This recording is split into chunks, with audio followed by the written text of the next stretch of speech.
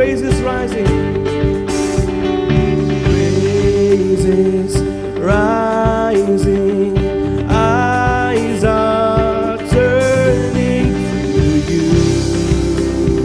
Oh yes, Lord, we turn to you. Hope is stirring. Hope is stirring. Hearts are yearning for you. We long for you. When we see you, Lord, When we see you, we find strength to face the day. in your presence, God.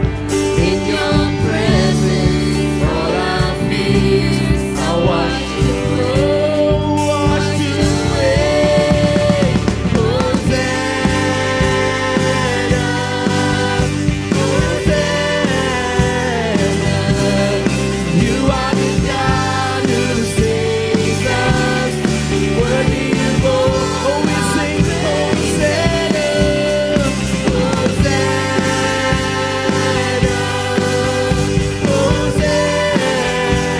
Come have your way. Come have your way among us. We welcome you here, Lord Jesus. Hear the sound.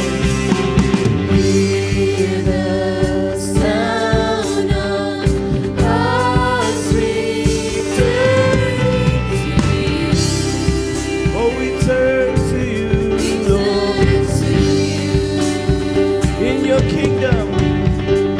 In your kingdom, broken lives are made new.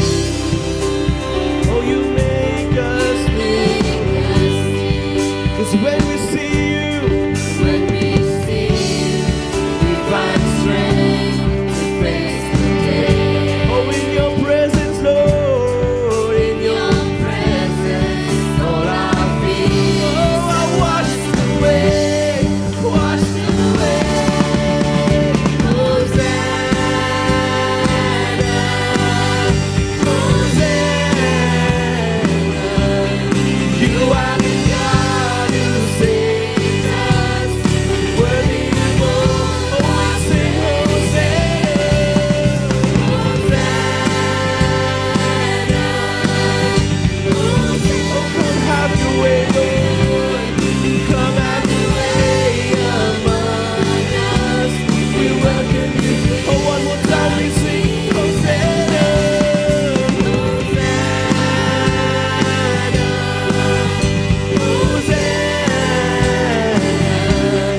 You are the God who saves us. Worthy of all. Oh, Hosanna, Hosanna.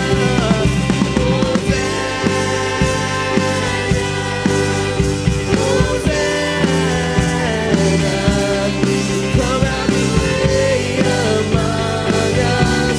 We welcome you here. Oh, let us lift our voices and praise God this morning. Oh, we praise you, Lord. Come have your way among us. Holy Spirit, we are here with open hearts for you.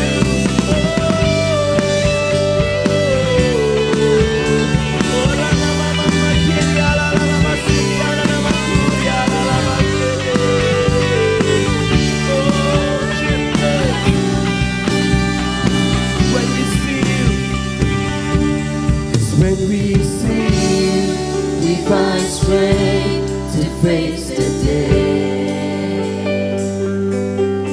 In your presence, all our fears are washed away. when we see you, When we see you, we find strength to face the oh day. yes, Lord, in your presence. In your presence, all our fears are washed away. One more time we sing when we see you. When we see you, we find strength to face the day. Oh, in your presence, Lord. In your presence, all our fears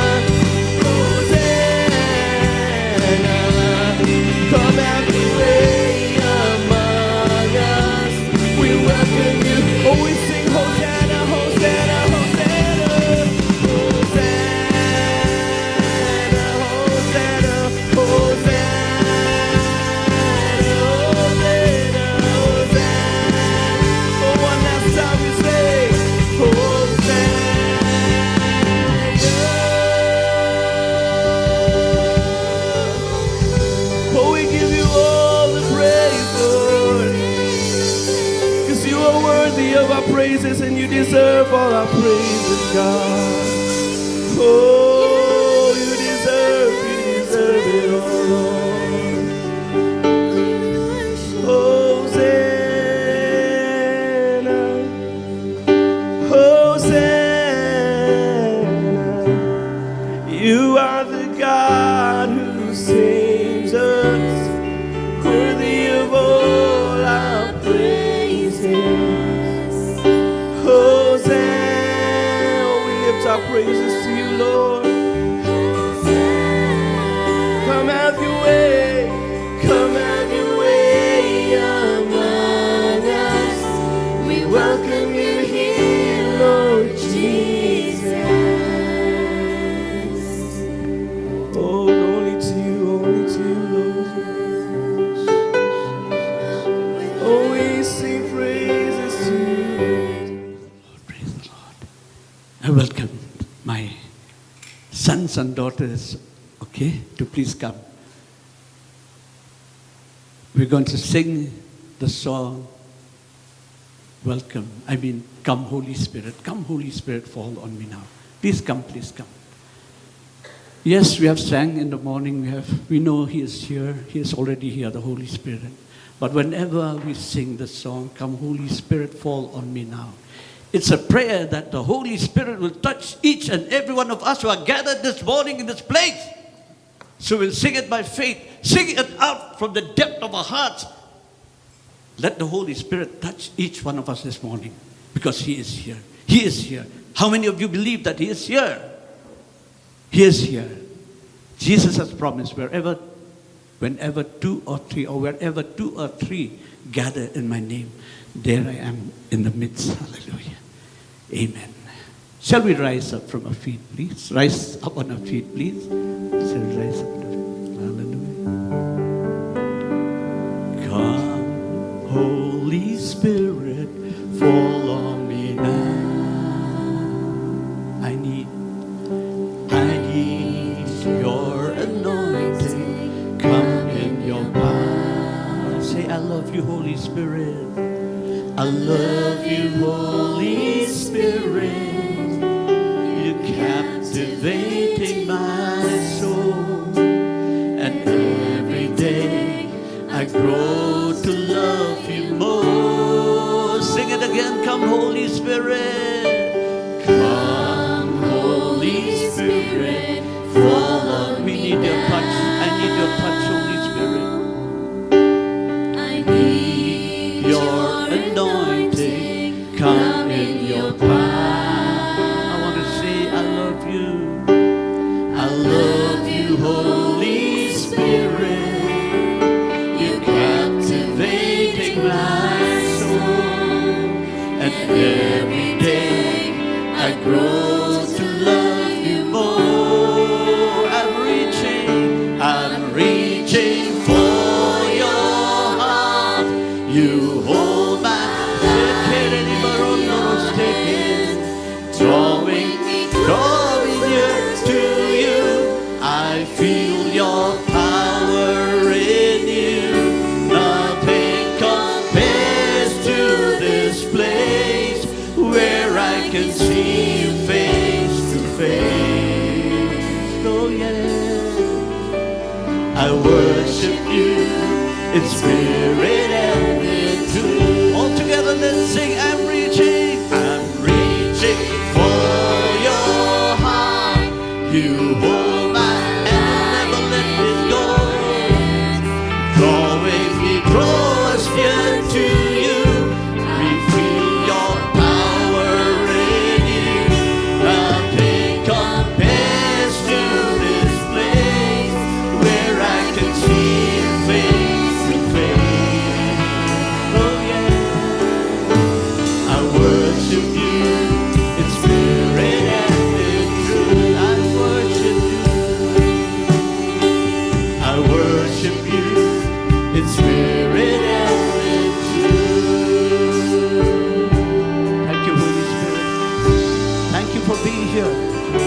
We know you're here. We sense your presence right now, Holy Spirit. Glorify Jesus in this service. Glorify Him through the message, Holy Spirit. In Jesus' name we pray. Amen. Thank you, please. You may take a seat. Thank you, thank you, thank you. Hallelujah. Amen. Praise the Lord. From me, my wife, and my son who's here, Samuel, and my two children who are not here, we bring greetings to you. I greet you in the name, we greet you in the name of our Lord and Savior, Jesus Christ. Hallelujah. Thank you, Pastor Danny, for the privilege and honor to allow me, to give me this opportunity to share the Word of God. Hallelujah. And I believe the Word of God will speak to not only to you, but especially to me, because we know what the Bible says. The Bible says the Word of God is sharper than a double-edged sword. Whenever a person speaks the Word of God, the Word of God should speak to him first. That sword, double-edged sword, should cut the speaker first. It should cut, it should shape the speaker. It should mold his life. It should change his life. And then it will also do the same to those who hear. Do you believe me? Yes. That's why this message is not for you. This message, I want to say, is for me, myself. Amen.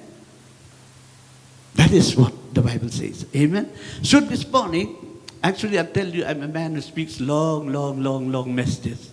But I have to control myself, okay? I have to stop before time. I know, I will do it. Amen. So the message today, I've titled it, The Heart of a Man After God's Own Heart. The heart of a man after God's own heart.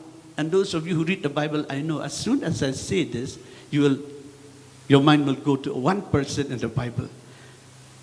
Who is that? Say, forgive me. Okay. I'm not boasting, but teaching the Bible school. Sometimes I forget that you are the congregation. I used to think that you are my student. So forgive me if I ask questions, okay? If I ask questions, I want to hear answers also.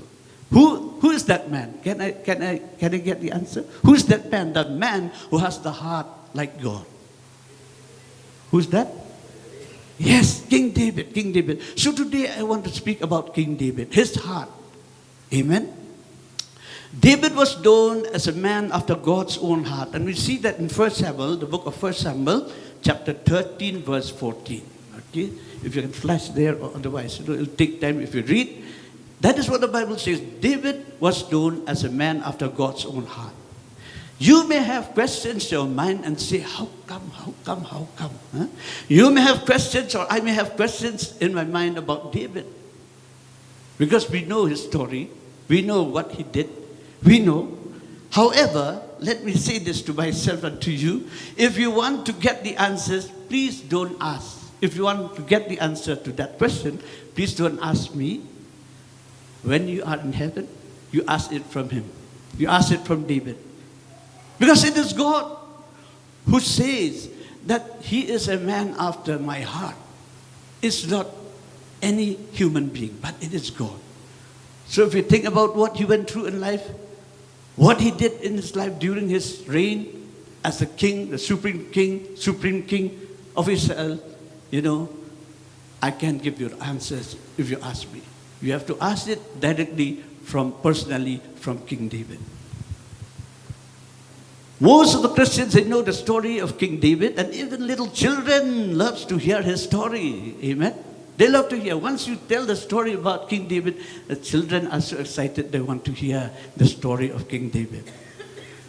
The Bible tells us how he killed the lion and how he killed the bear and how he killed the giant Goliath. Little children, they know the story of how David killed Goliath the giant. And they can tell you also, those children, who goes to the Sunday school, they will tell you the story how David killed Goliath the giant. And from the Bible, we also know that David was a musician. And at the same time, he was a singer, a psalmist. David was a gifted man of God. Gifted man of God. He's that kind of a person. But one thing we see in the Bible is that although he's such a person, there was a time when he was ignored by his own father. He was ignored by his own father when the prophet Samuel came to their house to anoint one of the sons of Jesse. That's what the Bible tells us. The prophet Samuel came to his house, and Jesse, the father, he ignored the youngest son, David. He was there in the fields. He was tending the sheep. But the other brothers, elder brothers, they went and stood before the prophet Samuel. And we know the story. When the prophet Samuel wanted to anoint any one of them, he heard the word, not this one, not this one, not this one. Until the prophet Samuel asked, do you still have another son? And the father said, oh yes, there he is, there he is. I'm just imagining, there he is, maybe he might have seen him somewhere. There he is, there tending the sheep. Please bring him, call him. We will not stop here unless he comes. As soon as he came, this is the man. This is the person. God said, this is the person, anoint him. Amen. David was ignored. He was ignored by his own father. Amen. You see, we should understand at times, when you and I, we also will be ignored. Especially being children of God. There are times when you and I will be ignored from those who do not love God. Like David, we will be ignored. But God, He will deal with the people. God will deal. I'm not saying God will deal with them in a hard way, but no, God will touch them. God will speak to them. Like He spoke to Jesse, and Jesse has to point out and call out his youngest son to come. Amen. Praise the Lord. In the book of 1 Samuel, chapter 16, verses 11 to 13, we read there about the anointing of David. God chose him and anointed him to be the next king after God rejected King Saul. David was the next king, the second king of the kingdom of Israel. He was serving King Saul. He was serving King Saul before he himself became king one day. Okay? He was serving Saul. Okay? Serving King Saul, and then one day he himself became king. And we read from the Bible that twice King Saul wanted to kill him, but God saved his life. Twice. King Saul tried to kill him, but God saved his life. I want to say this to each one of us. When there's a calling of God in your life, God will protect you. If you believe, say amen. I've seen it in my own life. God protected. He protected. I've told this times and time again. But for the glory of God, let me say it again. I hanged myself. I didn't die. People pointed a gun at me. They did not shoot me. I went through all of that. Because God has a calling. Amen. God has a calling. If God has a calling in your life, my dear brother, my dear sister, God will protect you. If you believe, say amen. Nothing will happen to you. No harm will come to you. Neither any plague come nigh your dwelling. For it's He who watches over you. He who watches over Israel, He neither slumber nor sleep. He who watches over you, any one of you here, will neither slumber nor sleep. And the Bible says, the eyes of the Lord are upon the righteous, and His ears are attentive to the cry. Amen. His eyes are open towards you and I, and His ears are open to your prayers and my prayers, my dear brothers and sisters. If you believe, say amen. Hallelujah. Praise the Lord. The story of David is one of the best stories in the Bible. He had a humble beginning, but a good ending. He started small, but he ended up big and great. Amen. Praise the Lord. That is the story. David went through many hardships and trials in life, even as a king. As a king, he had to go through many, many, many hardships and trials during his reign. And what we read from the Bible, we read in the Bible about how his own son Absalom wanted to kill him. And also how Absalom's younger brother, Adonijah, who was Absalom's younger brother, he also wanted to take over the kingdom from his father, David. We used to hear the statement, it says, like father, like son, right? But in this case, you see, like brother, like brother. Like elder brother, like younger brother. Absalom, the elder brother, wanted to take over the kingdom from his father. And then his younger brother Adonijah also wanted to take over the kingdom from his father. So it is like brother, elder brother, and like younger brother. No more like father, like son. Like elder brother and younger brother. David's life was a great peril because even his own sons were his enemies. His own sons were his enemies and wanted to kill him and take his place as king of Israel. They wanted to take over from him. You see, in the Bible we read that David had many enemies. But look at his son Solomon. Solomon had no enemies. The father had so many enemies. But when the son reigned, when King Solomon reigned Israel, let's turn with me there. Please show us from the Bible. Please show us. Please. Okay. It is in 1 Kings chapter 5 verse 4. 1 Kings chapter 5 verse 4. David had many enemies, but his son Solomon had no enemies. He had no enemies. Okay. 1 Kings 5:4. But now the Lord my God has given me rest on every side, and there is no adversary or disaster. There is no adversary or disaster. These are the words of King Solomon. He had no adversary, no enemy, or no disaster. During his reign, there was peace. And the meaning of his name also is peace. Solomon. Peace. You see, these two sons of Jesse, they wanted to take over the kingdom, but their plans failed. Both their plans failed. Amen. So let's read, please show it again here. 2 Samuel chapter 18, verses 5, 29, 32 and 33. 2 Samuel chapter 18, verses 5, 29, 32 and 33. The king commanded Joab, Abishai and Ittai, be gentle with the young man Absalom for my sake. And all the troops heard the king giving orders concerning Absalom to each of the commanders. Okay, go to verse 29. Verse 29. The king asked, is the young man Absalom safe? Ahimaaz answered, I saw great confusion just as Joab was about to send the king's servant and me, your servant, but I don't know what it was. 32. The king asked the Cushite, is the young man Absalom safe? The Cushite replied, may the enemies of my lord the king and all who rise up to harm you be like that young man. And then, the last one, 33. The king was shaken. He went up to the room over the gateway and wept. As he went, he said, oh, my son Absalom, my son Absalom, if only I had died instead of you, oh Absalom, my son, my son.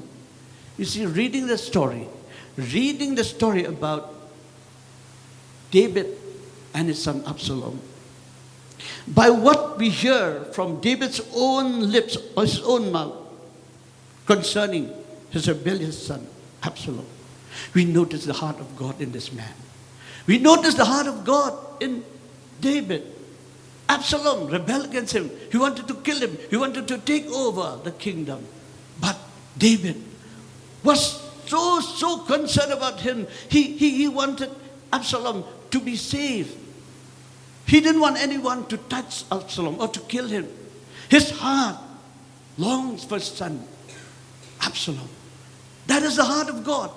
That is why I'm saying David, like God said, David is a man who has the heart of God. The same thing is with God.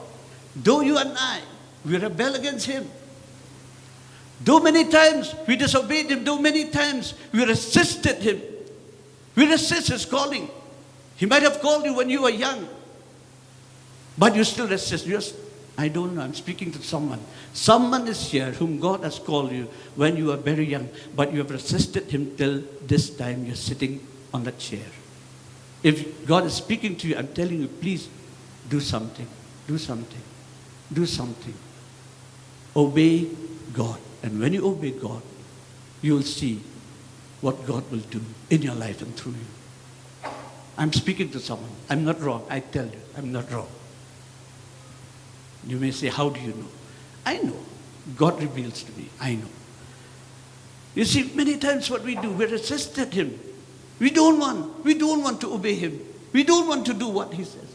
But God is still yearning for you and I. He's still longing for you and I. He's still waiting and waiting and waiting and waiting and waiting and waiting. Because he wants us to come to the right track. He wants us to come to the place where he has called you and I. He wants us to be there. Oh, let me tell you this, my dear brothers and sisters. You do not know what God can do through you. You do not know what God can do to you. In your eyes, you may look at yourself and say, I'm nothing. But let me tell you, with God, you are something. You are someone with God. Don't look at yourself. Look at him who calls you. If God can use David, he can use you. David was just a shepherd boy. But God used him as one of the greatest kings of Israel. Amen. Look to God. Look to God. Look to God. God can do. He can do exploits through you. The people that know that God shall be strong and do exploits. That's what the Bible says. Amen. God is still the same. God is still the same. He's not only the God of David. He's the God of Carmelo. He's the God of Danny. He's the God of my wife, Diane. He's the God of Brilliant. He's the God of each and every one of us sitting here. He's the same. That's why we used to sing, He's the same and changing Jesus. He's the same and changing Jesus. Remember? In Apostles' birthday also we sang that song, He is the same and changing Jesus. He never changed. You and I may change, but God will never change. Amen. Praise the Lord. King David commanded his officers not to hurt his son Absalom, who rebelled against him and who wanted to take the kingdom away from him. You see, King David was such a person who has a heart for his children, heart for his sons. Though they rebelled against him, they wanted to kill him, yet he has a heart for his sons, Absalom and Adonijah. Amen. So I'm saying again many times, as God's children, we rebel against him, we reject him, yet God, our Father, he deals gently with you and I. Why? Because he's so merciful and he loves us so much. He's so merciful. He loves us so much. He's just waiting for the day when we say, yes, Lord, here I am. I'm available. Send me, Lord. Where do you want to send me? He's waiting for that day. In the book of Lamentations, let us read. Lamentations chapter 3, verses 22-23. Lamentations. Lamentations. It says here, because of the Lord's great love, or we can say because of his great mercy, we are not consumed, for his compassions never fail. They fail not. They are new every morning. Great is your faithfulness. Oh, my dear brothers and sisters, do you know? When you wake up in the morning, listen to me, please. The mercy of God is already there waiting for you. It's already there because God knows what we're going to do that very day. God knows. We're going to displease him. We're going to disobey him. We're going to do things that God is not happy with. But his mercy, they are there. His mercy is there already. His mercy is already there. But I'm not saying that we should take for granted. Just because of God's mercy, because God's mercy is available, let me not take it for granted and do whatever I want to do with my life. No! His mercy, they are new every morning. Yes, I see this in my own life. I see it, I experience it in my own life. His mercy is there always for me. In the morning when I wake up, I thank you, Lord, for your great mercy. I'm still alive today. Hallelujah. God would not allow Satan and his demons to destroy you and I or to kill us during those times when we resisted God, disobeyed him and fought back against him. God did not allow. Otherwise, you will not be here, my dear. If God had allowed Satan to take your life, you will not be sitting here in this place today. God loves us even though we fail him many, many times, many, many times. The reason is because God is not willing that we should perish in our sins. He's not willing that you and I perish in our sins because we know where we will go. We know which place we will go if we die in our sins. But God wants you and I, especially myself, let me say, to repent, ask forgiveness, and come back to Him and reconcile to Him. That's why we read in the Bible, if you confess your sins. If you confess your sins, He is faithful and just forgive your sins and to cleanse you from all unrighteousness. My dear brothers and sisters, this verse, actually, these words, they are for believers. Not for unbelievers.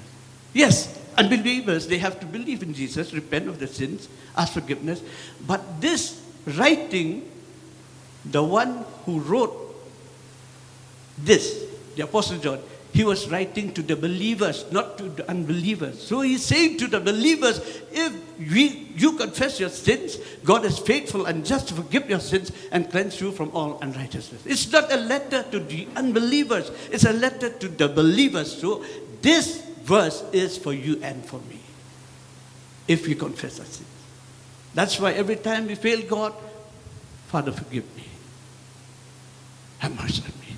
I failed you. Amen. Praise the Lord. Thank God for the conviction of the Holy Spirit. Amen. But again, I want to say to us, let us not take for granted the mercy and compassion that God shows to us. By continuing in our sin and rebellion, let us not test the patience of God. Let us not test the patience of God. God is long-suffering, we know.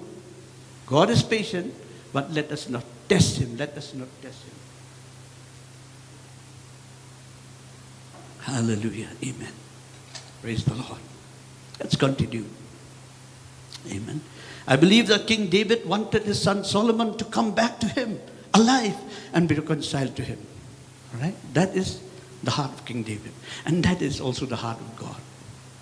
He wants those who had gone away from him to come back and to be reconciled. And once again, to walk with him and to serve him. Amen. Praise the Lord. You see in verse 29 and also 32, the King David said, is the young man Absalom safe? Is the young man Absalom safe? See? He's so concerned about his son. His son Absalom. David loves his son Absalom and was concerned about his welfare, although he was his enemy who wanted to usurp the throne. So I'm saying, David is a man who has the heart of God. From the scripture, from what I have shared with you, we can see and realize that David is a man who has the heart like God. Because God is also always concerned about his own children. Amen. Praise the Lord. Sometimes we parents, we think that we are more concerned about our children. And when we talk to our children, and when we try to correct them, don't you know, I'm so concerned, I'm so like this, like that. But let me tell you, if your children, my children, they are children of God, God is more concerned than us parents. He's more concerned about our children than we are concerned about them. Amen. All right, so what we do? Call upon Him, tell Him, Lord, deal with my children. Because you are the true Father. They are your children. They belong to you. You are the true Father of my children. Deal with them. And God will act. God will do something. Amen. Praise the Lord. I said earlier, the Bible says, He who watches over us, He who watches over Israel will neither slumber nor sleep. He who watches over you and I will neither slumber nor sleep. God watches over us for good, not for evil. He's watching over us for good, not for evil. Amen. No evil shall befall you, neither any plague come nigh your dwelling. Amen. God is always there. God is always there. You see, in the case of David, we see how he loved Absalom, his enemy. Absalom, his own son, now has become his enemy, but he loved his enemy. Absalom, who was his enemy. And we read in Matthew chapter 5, Matthew chapter 5 verse 44. Please. Okay. Matthew chapter 5 verse 44. But I tell you, love your enemies and pray for those who persecute you. Love your enemies. That is the heart of Jesus. The heart of Jesus is the heart of the Father. The heart of Jesus is the heart of God the Father. And when we look at David, he is, I can say this, he is obeying God. He loved his son Absalom, who was his enemy. Jesus teaches us, but I tell you, love your enemies and pray for those who persecute you. Amen. Love your enemies. Amen. That is what God is saying to you and to me today. Let me ask this question to us.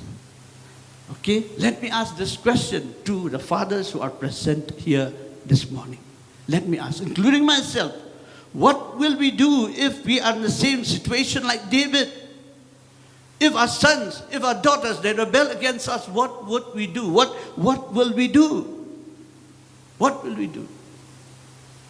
Don't answer me. You answer that question to yourself. What will you do? You have seen what David did. He has the heart of God. What you and I as parents will do. Ask. I ask myself. You ask yourself. And you answer it to yourself alone. Let us remember that God is so concerned about us, His children. Although we may stray from Him at times, God wants us to be safe and out of harm's way. But again, I say to each one of us, let us not take for granted the love and the care that God has for us. Let us not take for granted. Amen. Praise the Lord.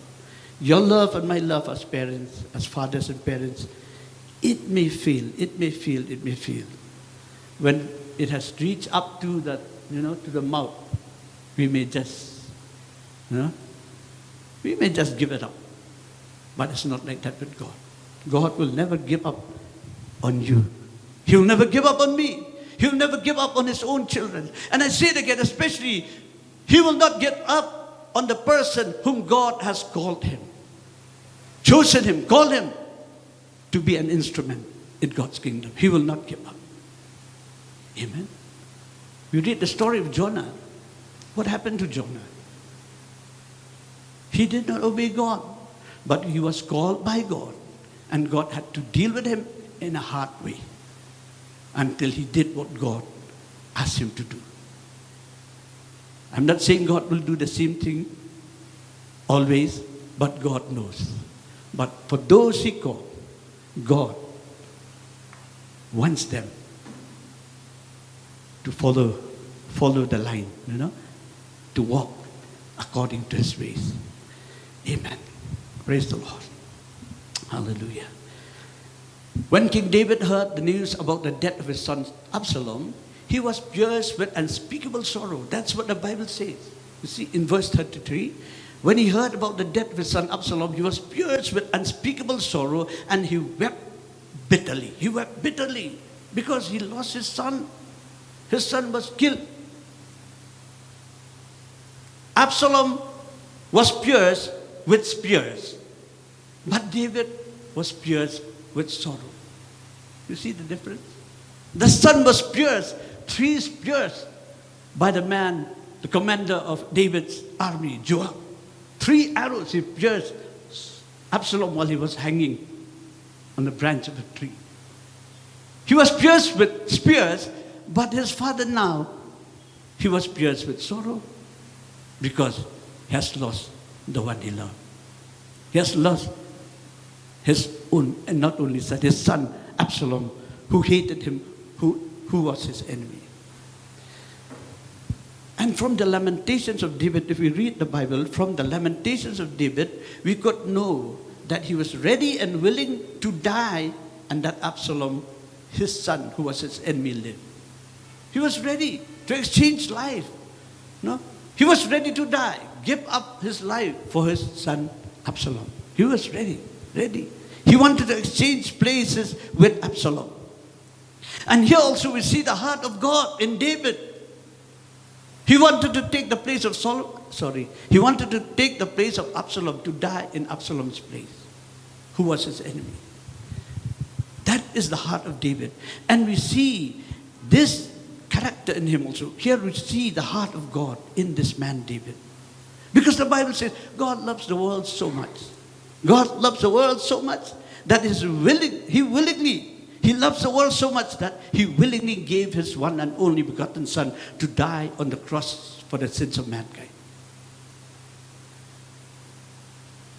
We were enemies of God, but God sent Jesus Christ to come, to take your place, my place on the cross, to die for our sins so that we may be saved. We may get an entrance into heaven. That is the heart of God. John 3:16, we all know that. John 3:16, for God so loved the world. Romans 3:23, for all have sinned and fall short of the glory of God. And 6:23, the wages of sin is death. Jesus died that those who believe in him may live. Amen. It is in the heart of God. It is in the heart of David. This is the man who has a heart like God. God gave up his only son. And David, to take the place. Jesus came to take your place and my place on the cross. And David also was willing to die for his son Absalom. That was in David. That was the heart of David. The great exchange happened when Jesus died on the cross more than 2,000 years ago. The great exchange. We know that. A great exchange.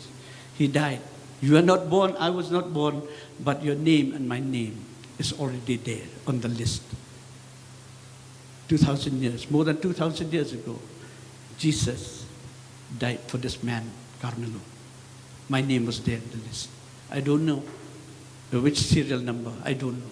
But I just know that my name, Carmelo, was there in that list. You also, and every one of you sitting here, your name was there on that list when Jesus died. The great exchange happened. I'll say it again. The great exchange happened when Jesus died on the cross more than 2,000 years ago. The Bible says, when we were yet sinners, Christ died for us. While you and I were still sinners, living in sin, Christ died for you and for me. And we thank God because Christ died. Now we are alive. Why alive? Because we have the one who died for us. He is in our hearts and he is ruler of our lives. Amen. Praise the Lord. Are you not happy? Amen. We should be thankful to God. We should be happy. We should enjoy living for God, serving God. Amen. Praise the Lord. Okay. The people are watching you. The people are watching me. Especially people of the world that are watching. Let them see the joy of the Lord in you and me. Let them see the joy of the Lord. If I tell another person, why you look so sad? Let me look first at myself. What the person will think about me when he look at me. If I say to others, why are you sad? They must see that I'm a joyful person. Otherwise, I'm the same. Okay? But the Bible always exhorts us to. And it says, rejoice in the Lord always. And again, I say rejoice. Be joyful. Give a loud shout of joy to the Lord. Amen? Hallelujah. Praise the Lord. Amen. I'm speaking to myself, not only to you. I'm speaking to myself. When we are still, the Bible says, while we were yet sinners, Christ died for us. When we were still God's enemies, Jesus took our place and died on the cross for our sins to save us from going to hell. But again and again, I want to say to myself and to each one of us, beloved of God, let us not take for granted for what God did in Jesus Christ, His Son, to set us free. Let us not take for granted. They used to say salvation is free. But let us not take for granted. We don't have to pay. Jesus paid the price. We don't have to pay anything. We just have to say, yes, Jesus, I believe in you. I accept you into my heart. I repent my sins. Forgive me of all my sins. I accept you in my life. I receive you in my heart. I receive you in my life. I accept you in my heart. Like that only we pray. And we receive salvation. But let's not take for granted. Let us not take for granted. Praise the Lord. Let us not take for granted this new life that God has given to you and to me. You and I, we are new creations of God in Christ Jesus. The Bible says, if anyone is in Christ, he is a new creation. The old has gone, the new has come. Just by saying, just by reading this verse, and speaking out, it looks so easy. It seems so easy, so simple. We could understand clearly. But the words, the old has gone, the new has come. What do you think about that? do the old things that I used to do, the old practices that I used to practice, are they still with me? Or are they no more with me? The old has gone, the new has come, it says. If I don't check myself properly, I may feel I'm okay. I'm okay. But the old is still there with me. So I have to every day ask God and pray to Him to take away the old from me. Take away the old from me. Take away the old. Because we know who we are. We are still flesh, we are still blood. We have to still fight. Amen. I told my own family this morning, while we were praying, I told my son, Samuel, we have 3 enemies. Number 1 is Satan. Number 2 is the world. And the third one is the flesh. And the hardest and the toughest is not the devil. It's not the world. The toughest is my own flesh. That is the toughest enemy. I have to overcome. I have to overcome. I have to have victory over it. Because when we fight against Satan, we have the name of Jesus, the name that is above every other name. In the name of Jesus, the world also, we can do something. But this flesh, you're sitting here, it's there with you. I'm standing here, it's there with me. 24 hours. Omnipresent enemy. Omnipresent enemy is the flesh. And I have to subdue it. I have to overcome it. I have to do it. Amen. Praise the Lord. Oh, my dear brothers and sisters. Let us strive to do the things that will please God our Father and make Him happy. Let us strive to do. Let us strive to do the things that will please God our Father and make Him happy. And the Bible says this. The Bible says, we are the branches connected to the true vine. We are the branches connected to the true vine who is Jesus Christ. And let us draw from Him all that we need pertaining to life and godliness. Let us draw from Him every moment. Let us draw. When we feel weary, we want to just stop, relax, and don't do anything anymore for God. Let us draw strength from Him. Let us go to Him, who is the true vine, and draw strength from Him. Amen. 2 Peter chapter 1, verses 2 and 3. 2 Peter chapter 1, verses 2 and 3, please.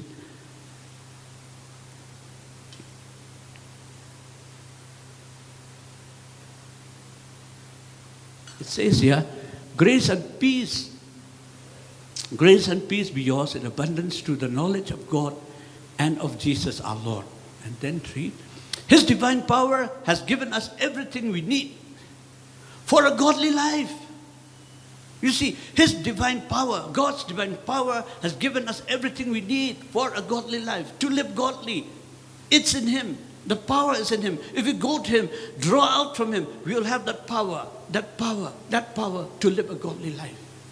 Through our knowledge of Him who called us by His own glory and goodness. We already know Jesus.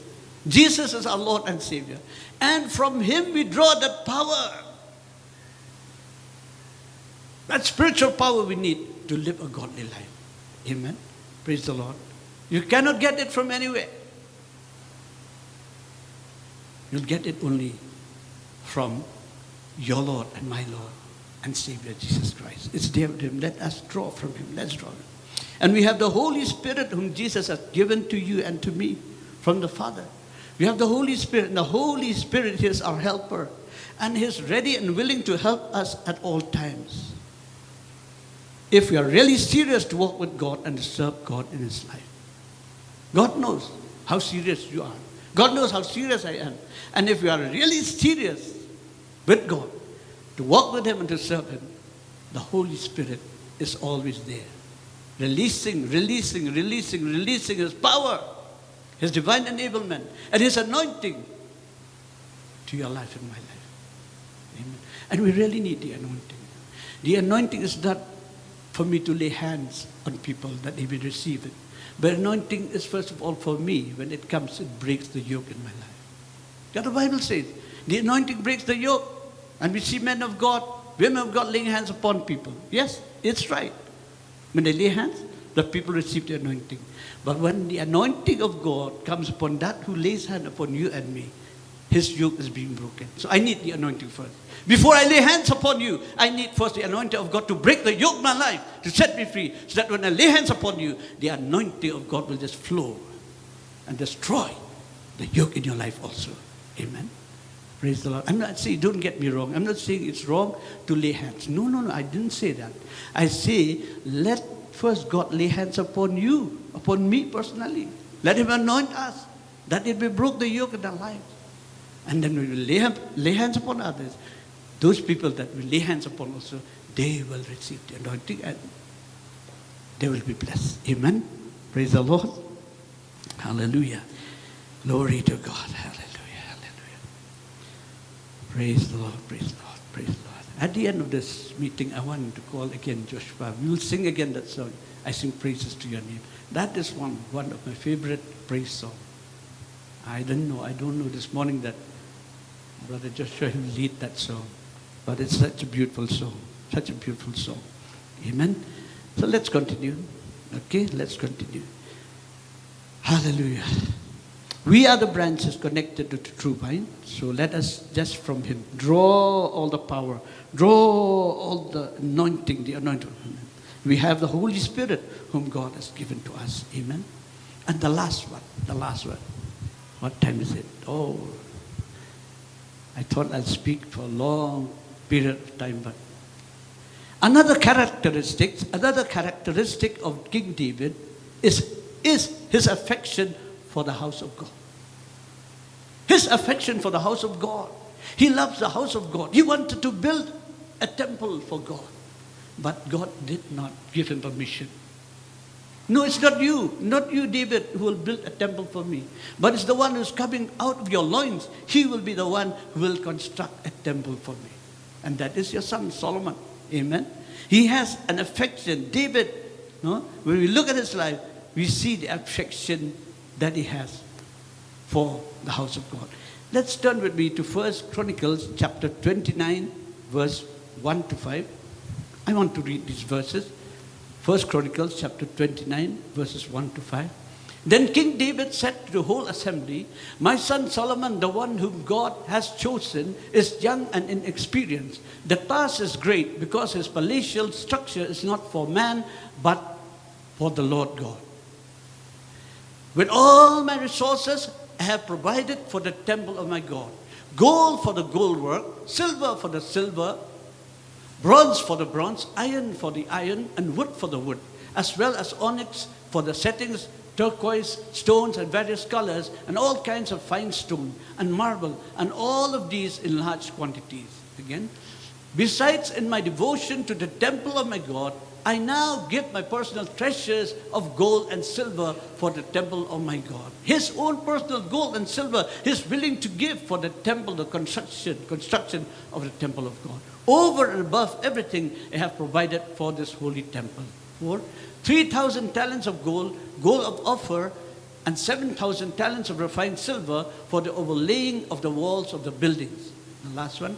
For the gold work and the silver work, and for all the work to be done by the craftsmen, now who is willing to consecrate themselves to the Lord today. See, he has a heart for the temple of God, the house of God. Amen. And you know, when we say the house of God, who is the house of God? Yes, the building we call it the house of God, where we can worship together. But you and I, we are the house of God. You and I, we are the temple of the Holy Spirit. And God loves the temple. He loves you and He loves me. We are the temple of the Holy Spirit. He loves us. He cares for us. He's concerned about us. You see, so David also, I'm saying David has a heart like God. David's heart is the heart of God. Long story, but no time to. You know how right from the time when she wanted to bring the Ark of the Covenant, you know, what happened, we know that. And after that, it was there in that house of that man, no? What is his name, forgot. Okay, it's all right. But then now, Obed-Edom, right, Obed-Edom. And then you see, Until God, spoke to him and told him, you are a man of war. You cannot build a temple for me. You have shed so much blood. But Solomon, your son, who is a man of peace, he will be the one who will construct the temple for me. You see, David has a heart has a heart. He loves the house of God. He loves the presence of God. Amen. That is the heart of David. That's why David's heart is a heart like God. I was reading this, chapter, and I don't know, I may make mistake, but I see the first man on earth who constructed a pulpit is Solomon. Like this pulpit, a bit higher than the ground, is Solomon. I saw it in the Bible. It is Solomon. He constructed a building, and inside he made a higher, like this only. And he used bronze, he used silver and all that. So that when the man of God comes, when the Levites, they come, they offer sacrifices, they'll be a little higher, than the people. Amen. Solomon. It is Solomon. And in the Bible I read also, I don't know, only 2 times I think that fire came down from heaven. One time is during the time of Solomon when he prayed to God. Literally the fire came. And the next one is when Elijah prayed. The fire came and consumed the sacrifice on Mount Moriah.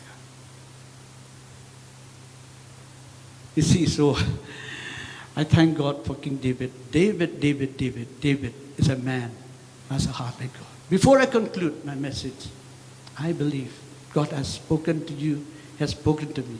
But before I conclude, I beseech each one of us, including myself, that we examine ourselves right now as you sit there, as I stand here. Examine ourselves, and see if we have the heart of the Father. And see if I, the one who stands here, and you sitting there, we have the heart of the Father or not. Like King David. Do we have the heart of the Father? We have heard this message. What will be our response to it? What will be my response? What will be your response to this message? What will we do? What will we do with those enemies we have in life? What will you do? What will I do with the enemies we have in life? David had an enemy who was from his own family, and that is Absalom, his own son. And again, it's Adonijah also. What did he do? The heart of God is with David. Amen? Perhaps I'm saying, there may be enemies in your own family who are against you.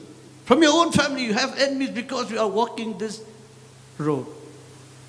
Because you're walking this road, because you love Jesus, because you're serving Jesus, because you come to this church, Grace Covenant Church, Laban, and so you have enemies in life. They hate you. I want to be blunt, I want to be frank. They hate you because you come to this church.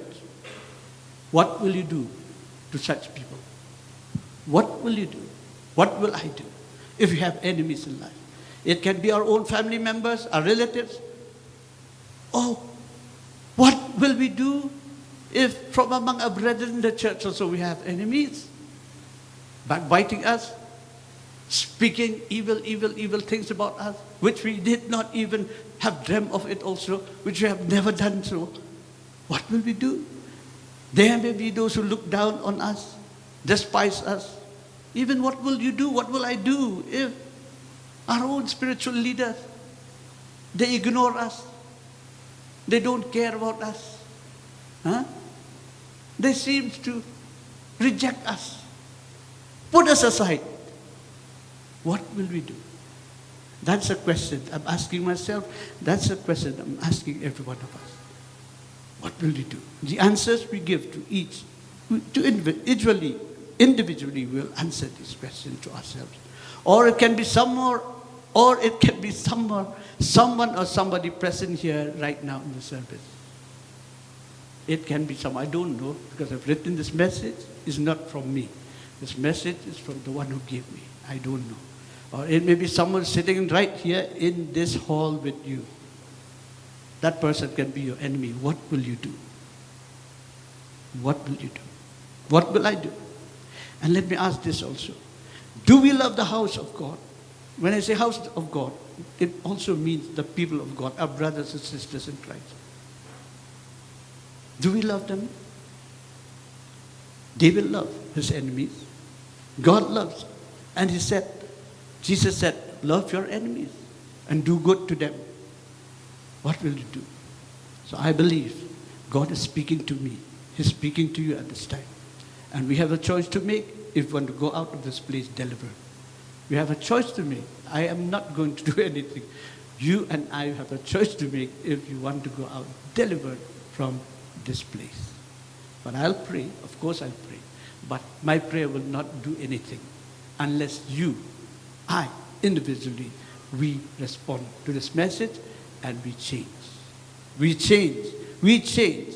And it's God who will help us, give us the power to change. Amen.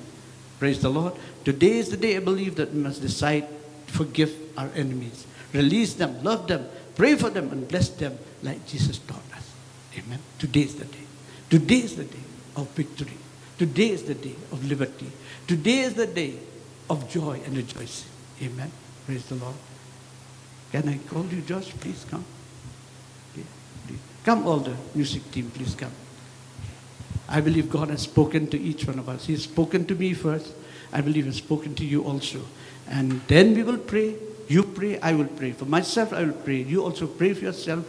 And then we will close the meeting. I'll hand over the time again to Pastor Danny. Amen. So let's stand up. Let's stand up. Amen. Hallelujah. Let's stand on our seats, please. Hallelujah. Amen. I sing praises to your name. Oh Lord, praises to your name. Oh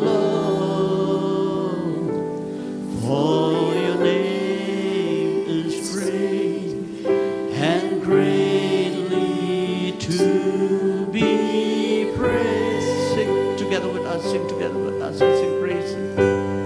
I sing praises to your name. Let's lift up our hands unto the Lord. Yes. Praises to your name. Oh, yes, your holy name. Oh For your Lord, name. for your name is great and greatly to be praised. Let's sing it louder. I give glory to your name. I give glory to your name. Your holy name. Oh Lord, Glory, glory to your name. Oh Lord, for your name. for your name is great and greatly to be praised. I give glory to your name. Your holy name. Oh Lord, glory to your name. Your holy name. Oh Lord, For your name. for your name is great and greatly to be One more time, I give glory to your name. I give glory. I give glory to your Only name. you are worthy. Oh Lord, glory to your name. There's no other name like Oh your name. Lord, for your name is great and greatly to be For your name is great. Your name is great. Your name is great. and greatly to be praised. You can pray at this time. Hallelujah. Father, we come to you. We have heard the message. Oh, And I thank you, Lord, that you're hallelujah. speaking to me first, the one the one who shared this message. You are speaking to my heart right now, even as it is. And I thank you, Lord, you have touched As we me, listen to you, O God, I do you have not want to be spoken the to us same. I today, do not O want to be God. the same. I want to be changed, to be transformed, oh God. Lord, our I want to lives, forgive oh my God. enemies, to love them, oh God. I want to have a We heart want to live for a you, a life heart for that the is people of God, a pleasing to heart you, O for the house God. of God, oh God. Purify Lord, I our want to hearts, O see, I God. want to see, I want to see with my own Purify eyes, us, oh O God. God. Those, oh God, To be oh God, like you, who O hate God. me, oh To be God, like you, they, O oh God. God, be delivered, You oh God, will, in Jesus' mighty name. Lord, As our Lord, this lives, O morning I God. forgive everyone, I forgive everyone, I forgive everyone, oh God, and release everyone, oh God, this morning. Thank you, Father. Thank you, Lord. You have spoken to me, you have spoken to each one of us. Thank you, Father. Yes, In Lord. Jesus' name we pray. Amen. Amen. Hallelujah. Let's give a big clap offering Yes. to the Lord. Amen. Hallelujah. If you take a seat, please, I hand over this time to the Father. Hallelujah. As we are still standing, let us look to God and ask God to purify our hearts. Even as the servant of the Lord has spoken to us, let us examine ourselves.